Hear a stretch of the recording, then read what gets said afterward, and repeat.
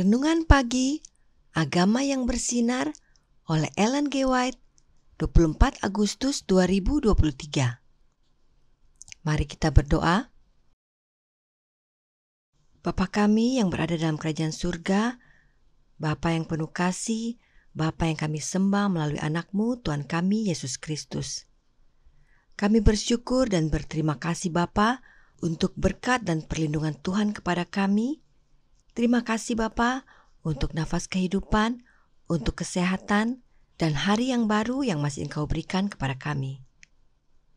Pagi ini kami datang kepadamu, kami akan belajar dari nasihat firman-Mu. Biarlah Roh-Mu yang suci, yang Engkau curahkan kepada kami melalui anak-Mu, Roh Kristus, akan menuntun kami ke dalam seluruh kebenaran. Tolong kami ya Bapa agar kami dapat mengerti firman-Mu ini, dan terlebih kami boleh praktekkan dalam kehidupan kami sehari-hari. Terima kasih Engkau sudah mendengar dan menjawab doa kami. Ampuni kami dari salah dan dosa kami. Dalam nama Yesus, kami sudah berdoa dan mengucap syukur kepadamu. Amin. Renungan hari ini akan dibacakan oleh Ibu Shower Kaviar. Kepada Ibu Shower, kami persilahkan. Selamat pagi saudara-saudara. Renungan kita pada hari ini tanggal 24 Agustus tahun 2023 berjudul Kemenangan Orang Jahat Singkat. Ayatnya terdapat dalam Ayub pasal 20 ayat 4 dan 5. Belumkah engkau mengetahui semuanya itu sejak dahulu kala, sejak manusia ditempatkan di bumi, bahwa sorak-sorai orang fasik hanya sebentar saja, dan sukacita orang durhaka hanya sekejap mata? Pikirkan, pikirkan, dalam jam-jam pencarian kepelesiran Anda, bahwa semua hal ini akan berakhir. Apakah Anda memiliki pandangan hidup yang benar, hidup tanpa akhir bersama Allah, seberapa cepat Anda akan berbalik dari kehidupan kesenangan dan dosa? Seberapa cepat Anda akan mengubah pikiran Anda, haluan Anda, dan teman Anda, dan mengalihkan kekuatan kasih sayang Anda kepada Allah dan hal-hal surgawi. Seberapa tegas Anda akan mencemooh untuk menyerah pada godaan yang telah menipu dan memikat Anda. Betapa giatnya upaya Anda untuk kehidupan yang diberkati. Betapa sungguh-sungguh dan tekun doa Anda kepada Allah agar kasih karunia-Nya tinggal pada Anda, agar kuasa-Nya menopang Anda dan membantu Anda melawan iblis. Seberapa rajin Anda meningkatkan setiap hak istimewa agama untuk mempelajari jalan dan kehendak Allah. Betapa berhati-hatinya Anda dalam merenungkan hukum Allah dan dalam membandingkan hidup Anda dengan tuntutan-tuntutannya. Betapa takutnya Anda jangan sampai Anda berbuat dosa dalam perkataan atau perbuatan, dan betapa sungguh-sungguh untuk bertumbuh dalam kasih karunia dan kekudusan sejati. Percakapan Anda tidak pada hal-hal sepele, tetapi tentang surga. Kemudian, hal-hal yang mulia dan kekal akan terbuka di hadapan Anda, dan Anda tidak akan beristirahat sampai Anda semakin meningkat dalam kerohanian. Tetapi, hal-hal duniawi menarik perhatian Anda, dan Allah dilupakan. Saya mohon Anda untuk menghadap dengan benar dan untuk mencari Allah agar Dia dapat ditemukan oleh Anda. Berserulah kepadanya selagi Dia dekat. Dikutip dalam Testimonies for the Church Volume 2, halaman 290. Terima kasih, Tuhan Yesus memberkati kita semua. Terima kasih atas penata layanan Ibu Shower. Tuhan Yesus memberkati. Selamat pagi saudaraku dalam Tuhan. Renungan hari ini menyatakan bahwa kemenangan orang jahat adalah singkat. Kemenangan apa yang dimaksudkan? Kemenangan kesenangan duniawi. Sebab hal-hal duniawi tidaklah kekal. Nah, mengapa kemenangan kejahatan itu singkat? Roh Nubuat berkata, kemenangan orang fasik itu singkat. Kenikmatan dosa selalu dibeli dengan harga yang sangat mahal.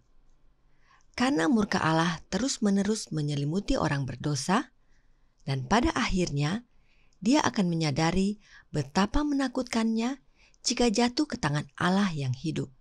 Dikutip dari Signs of the Times, Januari 13, 1881, paragraf ke-10. Kemenangan yang jahat itu singkat, sebab yang jahat akan terima murka Allah. Kemudian, masih dalam paragraf yang sama dikatakan, setiap hawa nafsu yang rusak, setiap perasaan yang salah, atau tindakan berdosa, tidak hanya tidak menghormati Allah, tetapi juga membawa rasa bersalah dan kesengsaraan pada diri kita sendiri. Hanya dengan kekuatan Allah, kita dapat berhasil menundukkan musuh-musuh jiwa kita.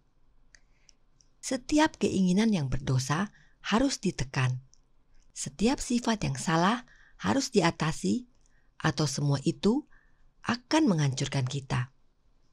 Artinya kejahatan itu ada pada kita, dan jika tidak dibereskan, maka kejahatan itu akan menghancurkan kita. Jadi, bukan hanya kejahatan yang singkat, tetapi kita pun menjadi singkat. Sebab oleh karena kejahatan kita, murka Allah menimpa kita. Tapi bila kejahatan dalam hidup kita dapat ditundukkan, maka kita boleh menerima kekekalan. Bagaimana kejahatan ditundukkan? Dengan kekuatan Allah.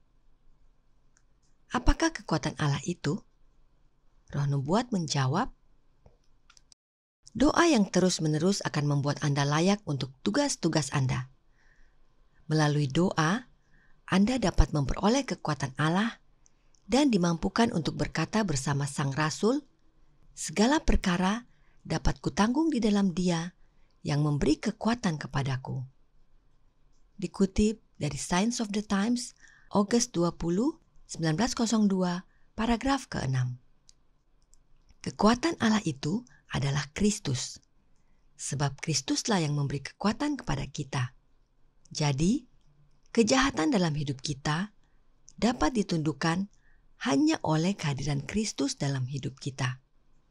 Hal ini penting sekali kita ketahui dan terima, sebab hanya sedikit orang yang menyadari kuasa setan untuk menjerat dan menyesatkan.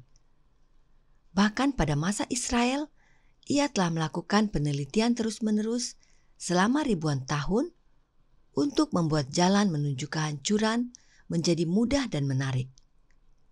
Dalam pekerjaan yang mengerikan ini, musuh besar ini mempekerjakan rekan kerja yang tak terhitung jumlahnya untuk menarik orang-orang yang tidak waspada agar menjauh dari Allah, menjauh dari surga. Ribuan tahun, setan belajar untuk membuat jalan kehancuran bagi manusia.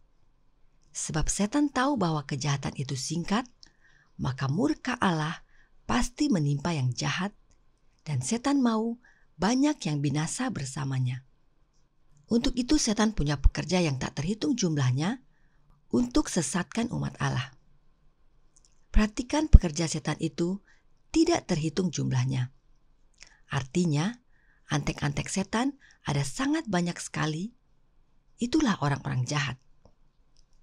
Karenanya penting sekali bagi kita untuk memiliki kekuatan Allah, yaitu Yesus Kristus, sebab Yesuslah yang telah memusnahkan setan. Paulus berkata di dalam Ibrani 2 ayat 14, karena anak-anak itu adalah anak-anak dari darah dan daging, maka ia juga menjadi sama dengan mereka dan mendapat bagian dalam keadaan mereka, supaya oleh kematiannya ia memusnahkan dia, yaitu iblis yang berkuasa atas maut. Oleh kematian Yesus di kayu salib, setan yang berkuasa atas maut musnah.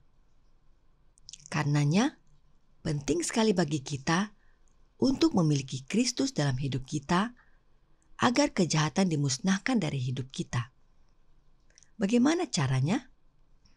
Kita tidak dapat dengan sendirinya mengusir kerumunan jahat yang telah menguasai hati. Hanya Kristus yang dapat membersihkan bait suci jiwa. Tetapi Dia tidak akan memaksa masuk. Dia datang ke dalam hati, tidak seperti datang ke Ka'bah yang lama.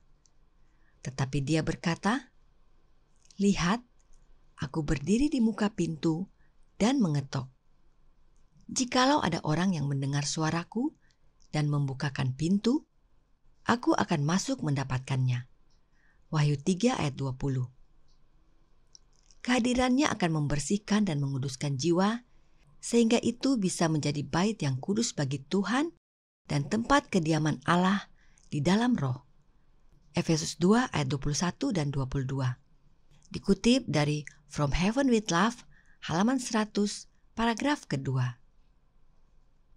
Jelas bahwa Wahyu 3 ayat 20 tersebut adalah tentang Yesus, dan Dialah yang mengetuk pintu hati kita, dan bila mana kita buka, maka Yesuslah yang masuk ke dalam hati kita. Bagaimana caranya? Oleh kehadiran Roh-Nya. Itu sebabnya, pada bagian akhir, Nyonya White menulis, tempat kediaman Allah di dalam roh. Kita menerima Kristus yang adalah kekuatan Allah dalam hidup kita dengan menerima kehadiran Roh-Nya. Yesus masuk ke dalam hati kita oleh kehadiran Roh-Nya. Dan oleh kehadiran Roh Kristus itulah kejahatan yang menguasai hati kita dapat dibersihkan. Kiranya kebenaran ini menjadi pembaharuan bagi kita agar kejahatan musnah dari hidup kita dan kita mengalami pembaharuan hidup serta layak untuk menerima kehidupan kekal. Tuhan memberkati. Saya bawa dalam nama Yesus. Amin. Mari kita berdoa. Bapa kami yang bertata dalam kerajaan surga, Bapa yang penuh kasih, Bapa yang kami sembah melalui anak-Mu Tuhan kami Yesus Kristus. Kami bersyukur dan berterima kasih Bapa untuk firman yang sudah kami pelajari pagi ini. Kami mohon kehadiran Roh-Mu yang Engkau curahkan ke dalam hati kami melalui anak-Mu Roh Kristus boleh tinggal dalam hati kami, memampukan kami untuk mengusir kejahatan dari hati kami. Kami tidak sanggup ya Bapa, kami manusia berdosa, dan kami membutuhkan kehadiran Roh Kristus, sehingga kejahatan yang menguasai hati kami dapat dibersihkan. Kami rindu agar Kristus yang adalah kekuatan Allah boleh tinggal dalam hidup kami melalui Roh-Mu, sehingga kami boleh menang melawan kejahatan yang selalu menguasai hati kami. Dan hidup kami berkenan kepadamu, dan kami boleh menerima kehidupan kekal yang Engkau telah sediakan bagi kami. Tolong kami ya Bapa, agar kami boleh menjadi saksi-Mu dan menuntun jiwa-jiwa kepada Kristus. Kami mau serahkan seluruh kehidupan kami sepanjang hari ini ke dalam tangan-Mu. Terima kasih Bapa, Engkau sudah mendengar dan menjawab doa kami. Ampuni kami dari salah dan dosa kami, karena kami sudah berdoa dalam nama Yesus yang adalah Tuhan dan Juru Selamat kami. Amin.